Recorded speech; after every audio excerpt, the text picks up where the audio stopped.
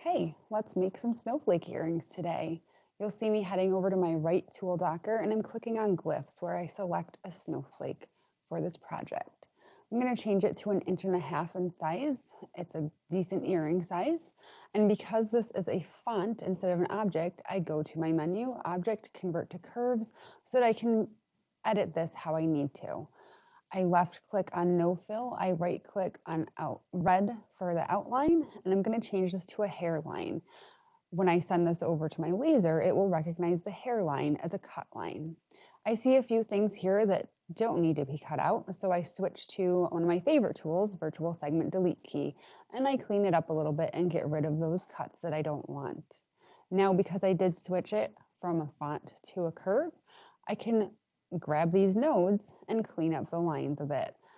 Because this is such a small object, the lines are pretty clean as it is, so there's really not much editing to do on this. Next, I need to figure out how I'm going to assemble these. I'm going to grab my ellipse tool to create the circle for the hardware to go through, and if I hold Control while doing my ellipse, I'll get a perfect circle.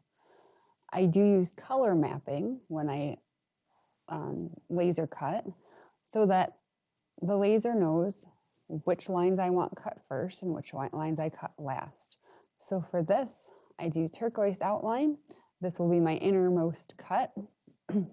Right click on that, switch it to a hairline so it cuts out. And now size it up. How does it look?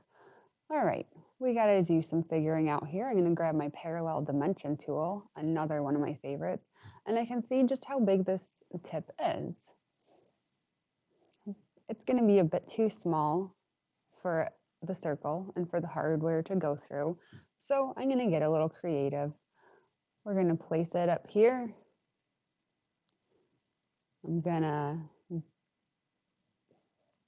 copy it, make a larger one, so that I have my inner and outer cut lines. Get it to just the right dimension that I want it. And that outer circle is going to need to change to a red outline. This will be part of the exterior cut. Now, we've got that all together. Let's get it nice and centered up.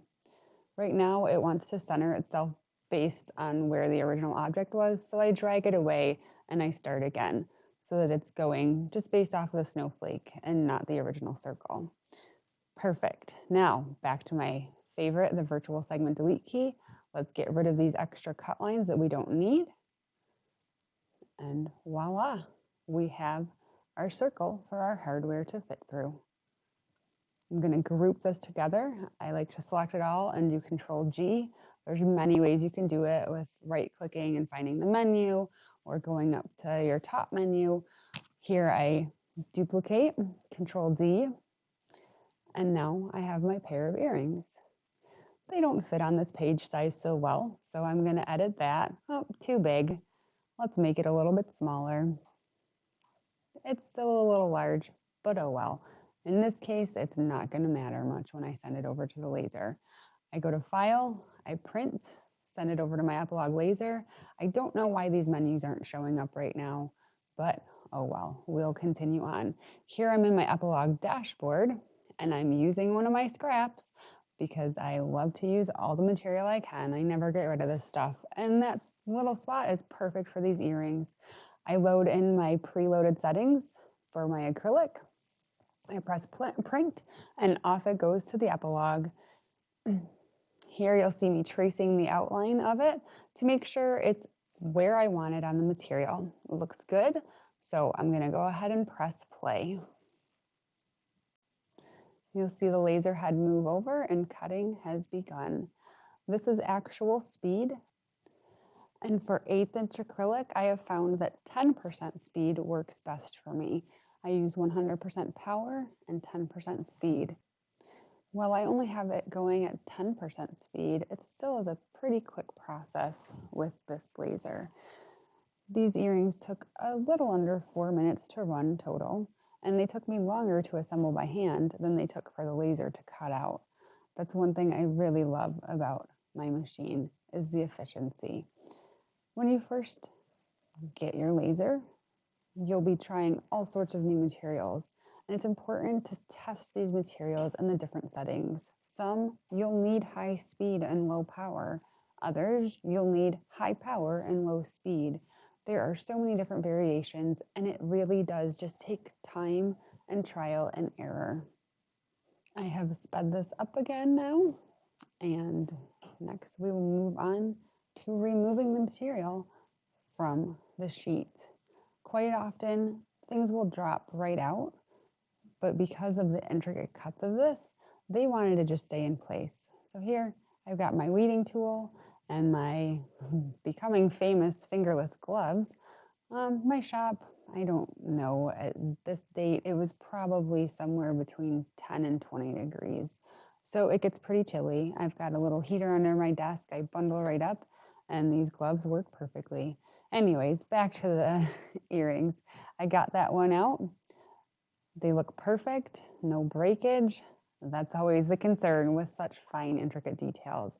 But the laser has no problem cutting these out and following these exact pathways.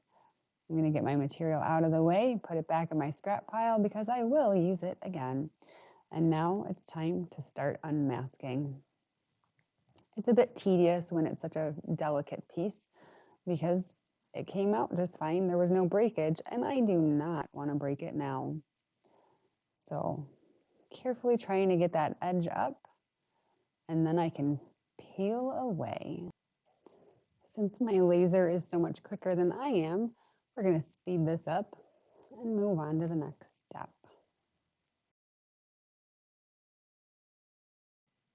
We've got them both unmasked. Now it's time for assembly. Here I've got my hardware, and I'm gonna get going. Now, like I said before, the laser is much quicker than I am, so we're gonna speed this right up. It took me between 4 and 5 minutes to complete this step. These little jump rings are not my favorite thing. I am getting away from making earrings to sell because I just don't love doing the assembly of them. They are fun to play around with though, and I love having the ability to do them for myself or friends and family. There's the finished product. Thanks for watching.